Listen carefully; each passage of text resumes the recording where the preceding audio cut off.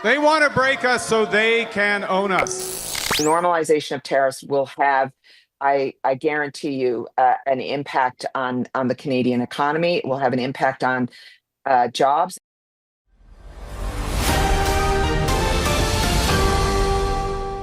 You might still be buying your usual canned beans or cooking oil each week, but within days, their prices could be anything but familiar. A decision from Washington, set to take effect on August 1st, is quietly setting off a price ripple that could hit every American dinner table. Starting August 1st, the U.S. will apply a 35% import tax on nearly all goods from Canada, from food and raw materials to industrial supplies. It's part of a new trade policy aiming to reduce cross-border dependence. But because Canada supplies much of what Americans use every day, this move is likely to shake up businesses and push up prices at the grocery store. Canada currently supplies about 69% of all canola oil used in the U.S. A gallon of canola oil, usually priced at $9, could soon cost $12 or more. For a family that buys 2 gallons a month, that's $6 extra per month, or more than $70 a year just for cooking oil. And canned food might also get pricier. Roughly half of the tin plate steel used for canned goods comes from Canada. That means a can of soup currently priced at $3.99 might soon go for $4.79. A noticeable change for those who rely on canned meals for convenience or budget. Breakfast is also in the crosshairs. Canada is a key supplier of oats and grains that go into cereals. Brands like Quaker and Nature's Path have warned about rising costs.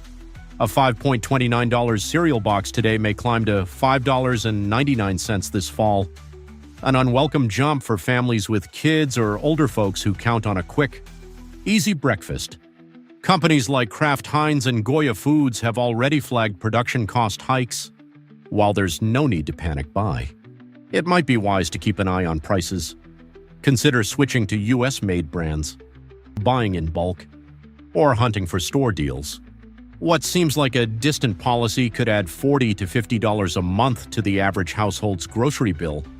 Small changes that add up. Kitchen staples at risk. 3 key items are likely to see increases: tin plate, canola oil, and breakfast cereals. These are the building blocks of hundreds of everyday products. Tin plate steel is used in soup cans, soda cans, and even pet food containers. When the cost of materials rises, packaging companies adjust prices fast. A $3.99 soup can may become $4.49 or even $4.79. Soon tough news for anyone living alone or on a fixed income. As for canola oil, most of it comes from Canada, with taxes added. Prices are expected to climb above $12 per gallon. So, if you buy 2 gallons a month, expect to pay $6 to $8 more in prepared foods that use canola, like salad dressings or sandwich buns, will also go up. Cereal lovers, take note. Canadian oats are a staple in U.S. breakfast products. While prices haven't jumped yet, higher import costs mean $5.29. Cereal boxes might hit $5.99 soon. That's a real pinch for families juggling food costs already. According to Yale Budget Lab, new 2025 tariffs, including the one on Canada, could increase the cost of living by around 2%, adding about $2,700 per year to the average household budget if no spending changes are made. Food costs at home alone are projected to rise by 2.2%, with fresh produce possibly jumping over 5%. So, that $20 basket of vegetables you bought last week could soon cost $21. Families who adjust their shopping habits choosing local over imports might limit the extra spending to around $2,300 per year.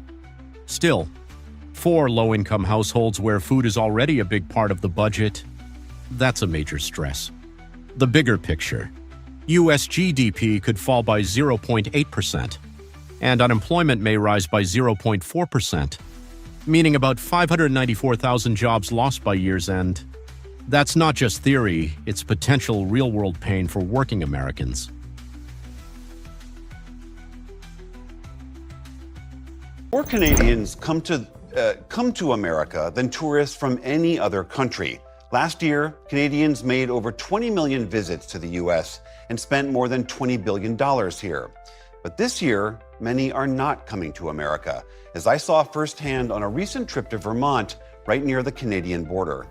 Canadian visitors didn't say goodbye, they just quietly stopped coming. No more lines of weekend cars at the border. No more cheerful voices at the outlets and cafes.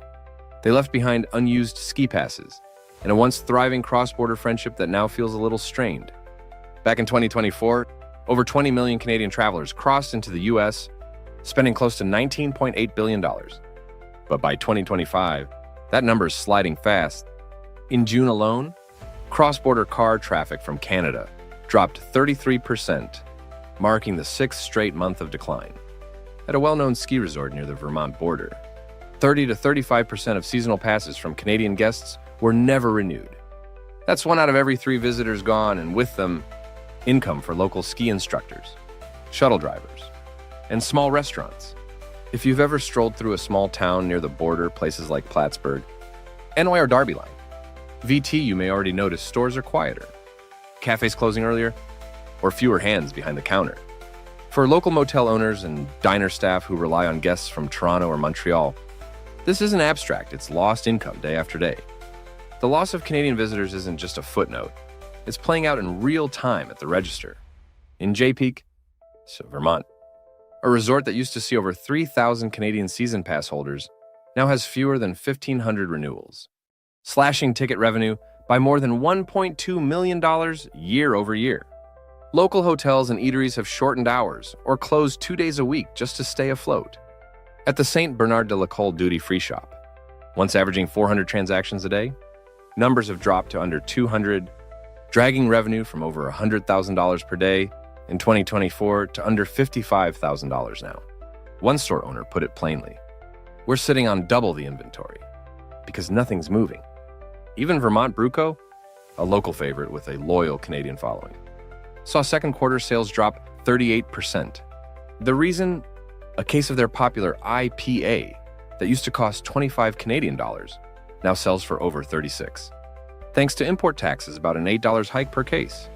Many customers have shifted to Canadian brands like Molson or Bose, which are cheaper and untaxed.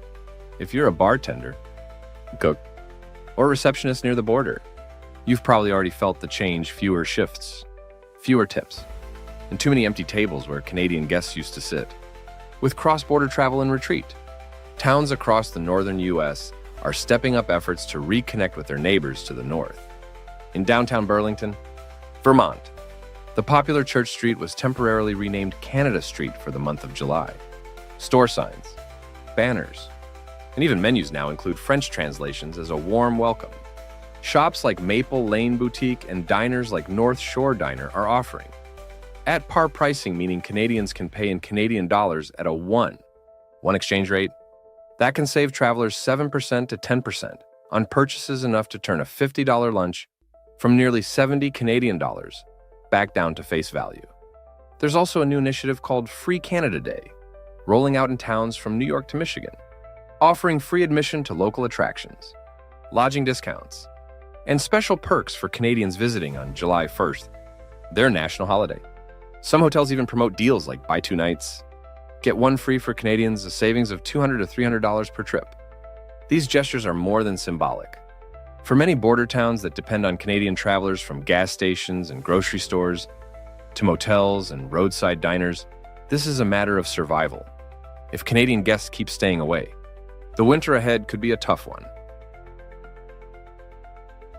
Canada is making major moves in aluminum, trade, and supply chains as it adapts to shifting U.S. policies and global market demands. If Canada keeps accelerating investment and export diversification, could the North American industrial balance suddenly tip?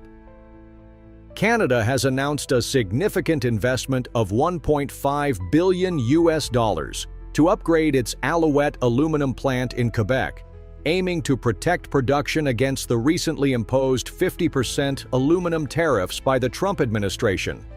This funding will be split into 2 phases: $750 million allocated by 2030 and the remaining amount planned through 2045. The Alouette facility, partly owned by Rio Tinto holding 40%, employs approximately 950 workers and stands as a key pillar of Quebec's robust aluminum sector, which currently accounts for around 70% of all North American aluminum output. For everyday Americans, the effects of this investment could ripple through industries relying on affordable aluminum, from cars to canned goods. A stronger Canadian aluminum industry may help stabilize North American supply, potentially limiting price spikes triggered by tariffs. However, as the U.S. applies heavy tariffs, some U.S.-based manufacturers might see higher input costs or supply adjustments. Over time, such cross-border industry moves could influence the prices of durable goods and consumer products in U.S. stores, and even affect job markets connected to manufacturing and supply chains. Canada is shifting its trade focus, reducing reliance on the U.S. market and expanding into new territories. According to the latest government data from May 2025, Canadian exports to non-U.S. destinations rose by 5.7%, while exports to the U.S. fell to levels not seen since the COVID-19 pandemic. The country's trade deficit improved from 7.6 billion Canadian dollars to 5.9 billion, thanks to this strategic pivot. Key growth areas include gold shipments to the UK, crude oil to Singapore, and pork exports to Japan, demonstrating an active approach to market diversification. For American households and businesses, these trade shifts could lead to changes in the variety and prices of goods available. As Canada sends more products abroad, U.S. buyers might experience tighter supply or higher competition for certain resources, particularly in industries like energy, metals, and agriculture. At the same time, reduced Canadian reliance on U.S. demand may influence regional job opportunities and investment flows. These global dynamics could gradually affect the cost of living, especially in sectors tied closely to Canadian imports.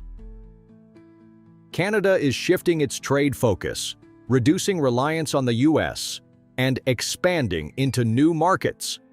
As of May 2025, exports to non-U.S. destinations rose 5.7%, while exports to the U.S. fell to pandemic-era levels.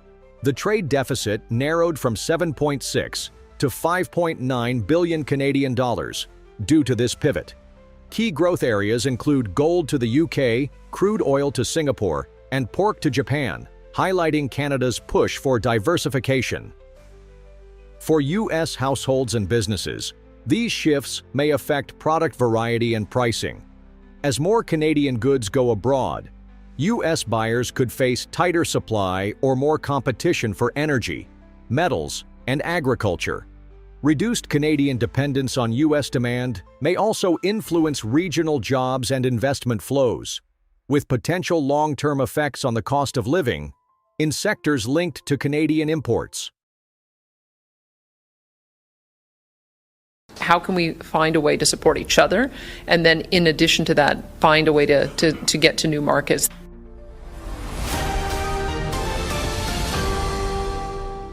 Did you know that the Ford you're driving or the dishwasher you're planning to buy next month might no longer be made in the U.S.? It didn't take a major blow from a foreign competitor. America is weakening its own manufacturing base as more and more major companies quietly move operations north, choosing Canada as their new home.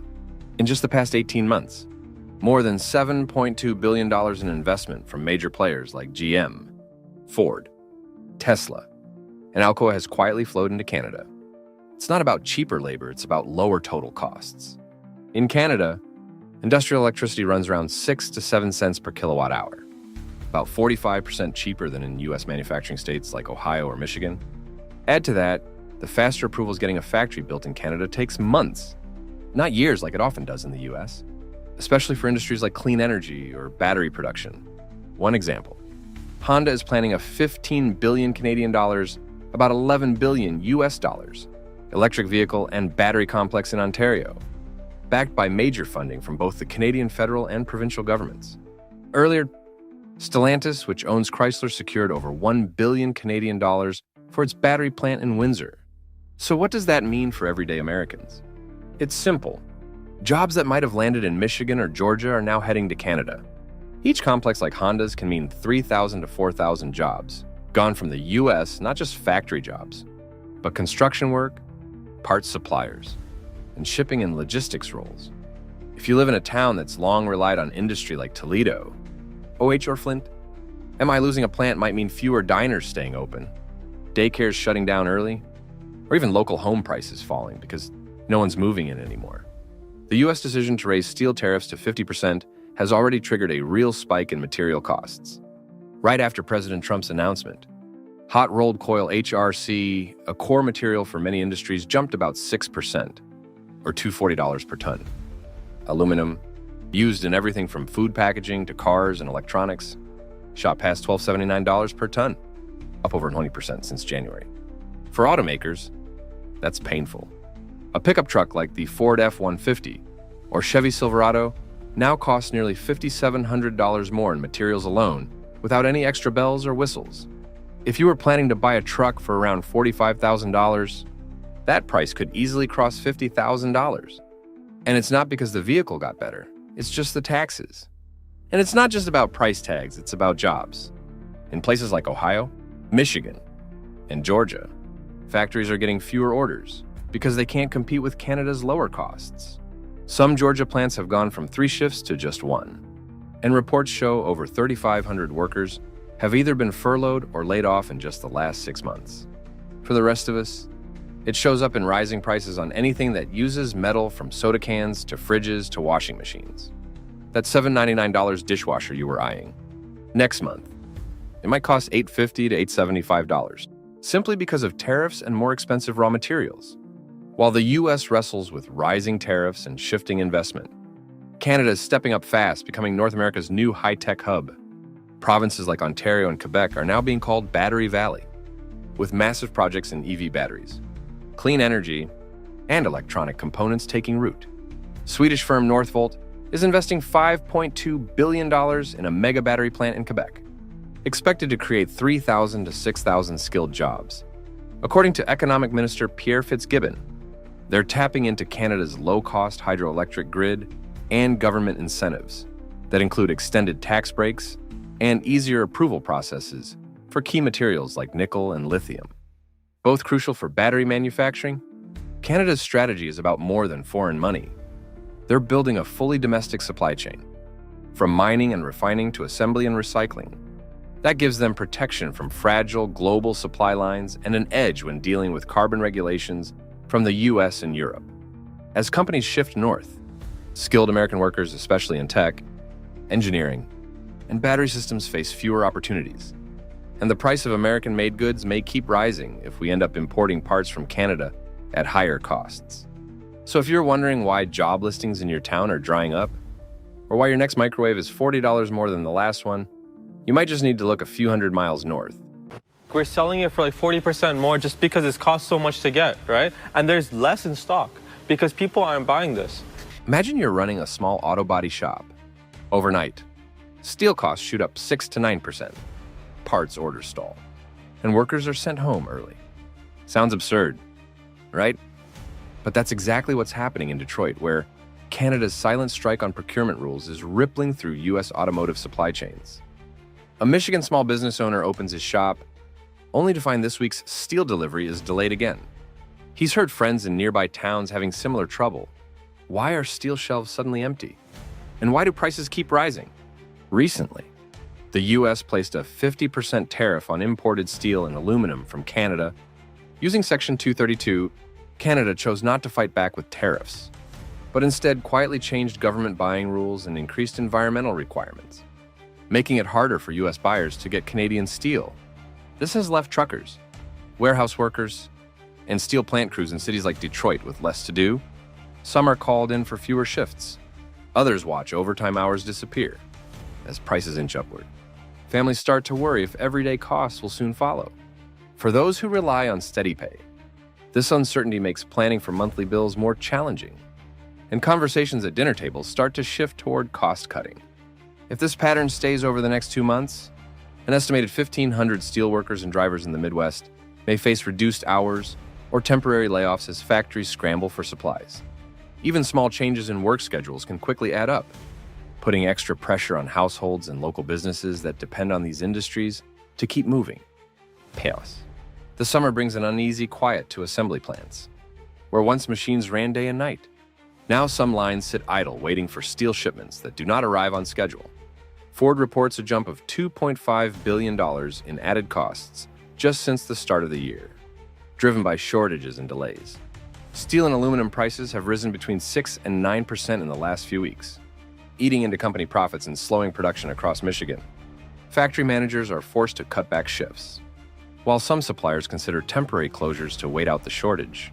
For households depending on those jobs, a single missed paycheck can mean tough choices about groceries, medical bills, or summer repairs. If shortages continue for another month, buyers could see the sticker price for new vehicles go up by as much as $400 before fall. North. Canada is investing $1 billion Canadian dollars to upgrade its steel industry, focusing on electric arc furnaces and stricter environmental standards. The plan is to make steel cleaner and more attractive for markets like the EU. This push for green steel means Canadian exports could soon find new customers abroad, while U.S. producers may face more competition, especially as electric vehicle makers and large infrastructure projects demand lower carbon footprints. For now, U.S. buyers needing green certified steel may have fewer choices and higher costs. In the next 2 months, the price of certified green steel for U.S. construction or auto projects could climb by $45 per ton, adding pressure to project budgets and renovation plans. With them, and we're going to be doing very severe tariffs if we don't have a deal in 50 days. Tariffs at about 100%. You'd call them secondary tariffs. You know what that means. Ultimatum, concessions, and a brewing crisis? You turn on the TV and hear that the U.S. is preparing to impose a 100% tariff not just on Russia, but on any country still trading with Russia. Then you learn that Washington quietly allowed NVIDIA to resume AI chip shipments to China. Meanwhile, Japanese bonds are plunging, and Toyota prices are expected to rise. Is America now caught between 3 major pressures, and is each move carrying its own price? President Trump has given Russia a 50-day deadline to reach a peace deal with Ukraine. If that doesn't happen, he says the U.S. will apply a 100% tariff not just on Russian goods, but also on goods from countries that continue to trade with Russia, what are known as secondary tariffs. In addition, Congress is advancing a bipartisan bill that would slap a 500% tax on any service linked to Russia. For everyday Americans, this could stir up real changes in energy and industrial prices. If countries like India or China keep buying Russian oil or gas, and the U.S. starts taxing their exports in response, that could make everything from gasoline to electricity to construction materials more expensive. A 5 to 10% price hike may not sound huge at first, but it could add $10 to $20 to your power bill, or bump up prices on steel-based products you use every day like appliances, tools, or building materials, after months of tight export restrictions.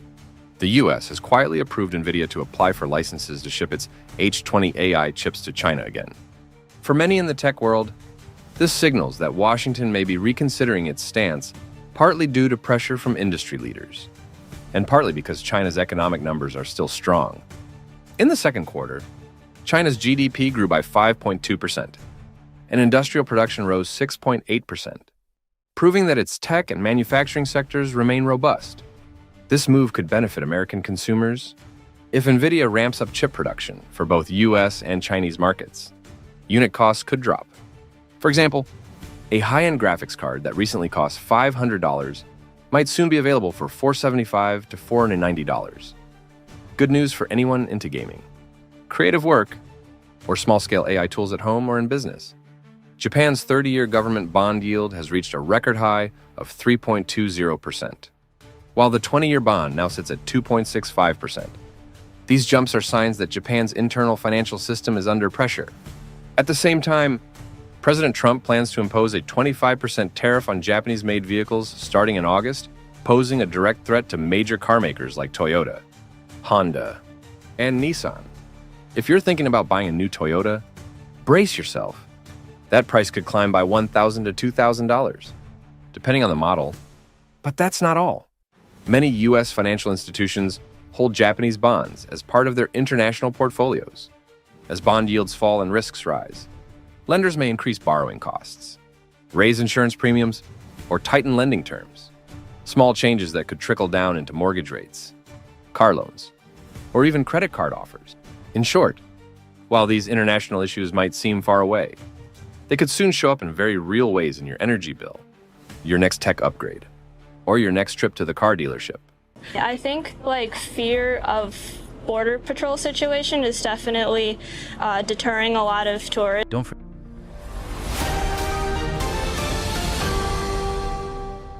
It's not just tourists who've disappeared, so has our revenue. Just weeks into 2025, thousands fewer cars and shoppers are crossing the US-Canada border, and communities from Buffalo to Niagara are feeling the shockwaves. Lost jobs, shrinking sales, and rising costs for families.